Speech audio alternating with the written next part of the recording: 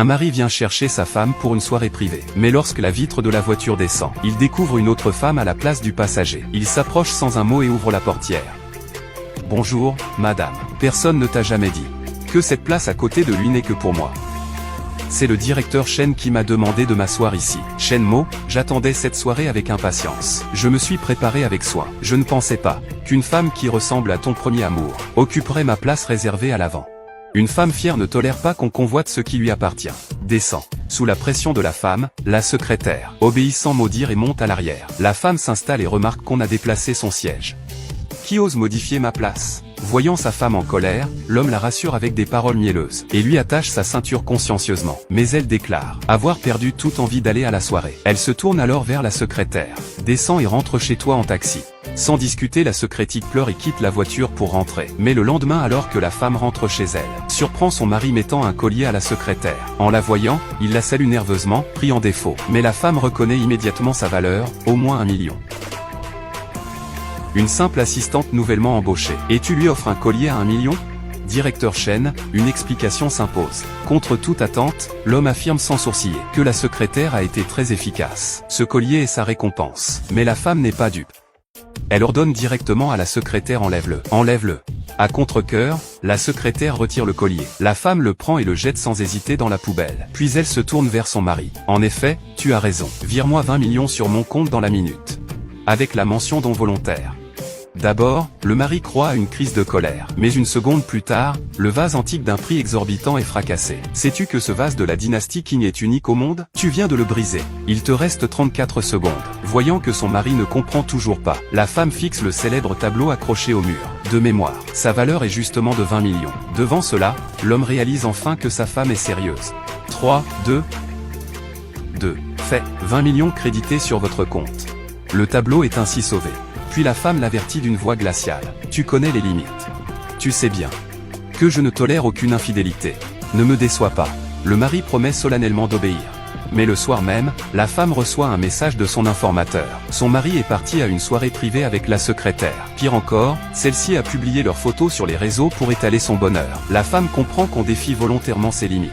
Furieuse, elle appelle immédiatement l'homme. Elle lui demande pourquoi il a emmené la secrétaire à sa place. L'homme balbutie qu'il faut en parler à la maison. Ce n'est pas le moment. Mais la femme n'a aucune intention de le ménager. Elle lui ordonne d'activer le haut-parleur. L'homme n'a d'autre choix que d'obéir. Peu importe votre relation actuelle. Maintenant, je veux que tu lui donnes une gifle. Tout de suite. Sur ces mots, elle raccroche. N'ayant pas le choix, bien que répugné, l'homme obéit et gifle la secrétaire. Puis il rentre précipitamment s'expliquer avec sa femme. Le temps était trop serré, je n'ai pas pu t'appeler. La secrétaire et moi, c'est strictement professionnel. Mais la femme n'en croit pas un mot. Elle a depuis longtemps enquêté sur la secrétaire. Cette dernière n'a aucune compétence réelle. Entrer dans l'entreprise comme simple employé est déjà difficile, alors à plus forte raison devenir secrétaire. C'est parce qu'elle ressemble un peu au premier amour du mari qu'il l'a gardée à ses côtés. En entendant ça, le mari a eu un coup au cœur. Il s'est empressé de la prendre dans ses bras, n'a cessé de s'excuser. Il a promis que c'était la première fois, et que ce serait aussi la dernière. Son attitude sincère a convaincu l'épouse de le croire. Elle pensait qu'ensuite, il se tiendrait tranquille. Mais dès le lendemain, un de ses informateurs, voulant lui rendre justice, a carrément viré la secrétaire de l'entreprise. Le mari, en voyant son air pitoyable, a revu l'ombre de son premier amour. Inconsciemment, son cœur s'est emballé, et un élan protecteur l'a envahi. Pendant ce temps, la secrétaire a braqué ses accusations sur l'épouse, affirmant que c'est lui qui avait ordonné à ses subalternes de la licencier, alors qu'elle n'avait, selon elle, rien fait de mal. En entendant cela, le mari l'a aussitôt entraîné à la maison pour confronter son épouse. À peine rentré, il a d'un geste renversé le vase que sa femme tenait. Je t'ai dit de ne plus lui rendre la vie difficile. Pourquoi es-tu si soupçonneuse? Et de quel droit l'as-tu renvoyée? C'était la première fois qu'il s'énervait contre elle. Et c'était, à sa stupeur, pour une autre femme. Elle regardait cet homme, son mari devenu un étranger, le cœur bouleversé de sentiments mêlés. Bien que leur union fût un mariage d'intérêt, il l'avait autrefois tant aimé. Depuis l'arrivée de la secrétaire, tout a changé. Là, le mari a même annoncé qu'il allait quitter la maison. En les voyant partir tous les deux, elle a fini par perdre tout espoir. Ce mariage est condamné.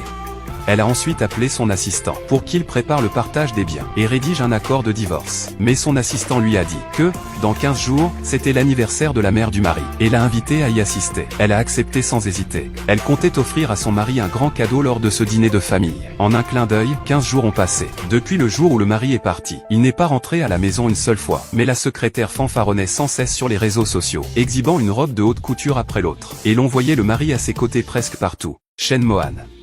Si tu refuses de poursuivre ce mariage dignement, alors il n'est pas nécessaire de le terminer avec élégance. La belle-mère, la voyant venir seule, fut très surprise. Elle lui a demandé pourquoi ils n'étaient pas venus ensemble. Sans rien cacher, elle a tout raconté sur son mari et la petite secrétaire. Le beau-père est aussitôt entré dans une colère noire, et a appelé son fils, en lui ordonnant de rappliquer sur le champ. Très vite, le mari est arrivé sur place avec la secrétaire. Le père l'a vertement réprimandé, mais le mari n'en a pas fait grand cas. Il croyait naïvement que sa femme faisait simplement un caprice. Divorçons.